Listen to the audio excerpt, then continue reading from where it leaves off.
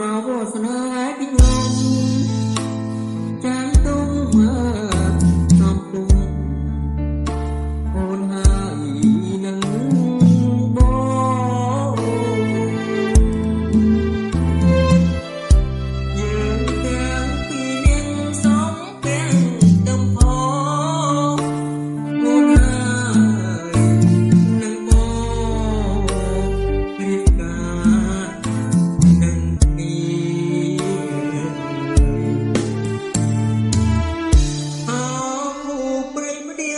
ដីសារួមគ្នា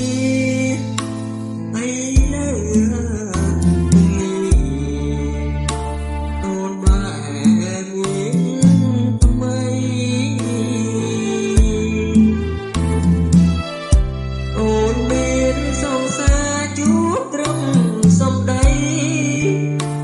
រូបជាប្តីបានត្រឹមណា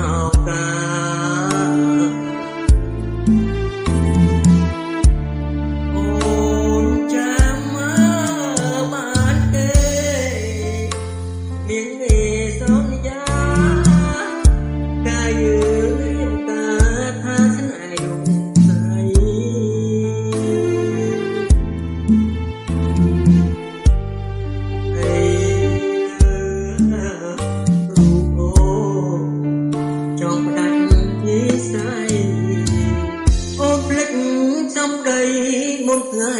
រៀបការប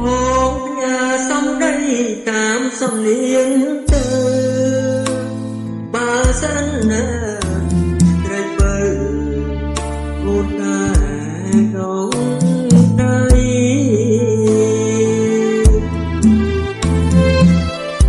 អូននឹកឃើញផងលោកអូនជាស្រីចង់ផ្ដាច់និស័យភ្លេចប្តី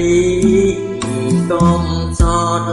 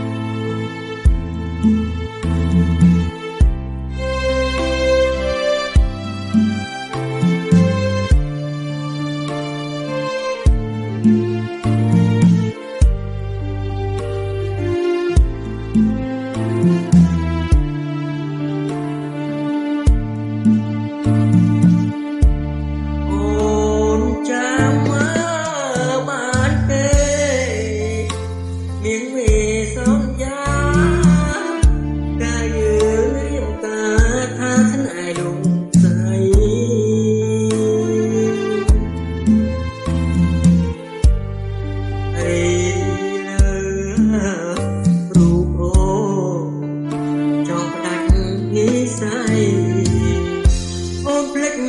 សំដីមុនថ្ងៃរៀបការបងផ្ញើសំដីតាមសំនៀងទៅបើសិនណាត្រូវបើអូនតែក្នុង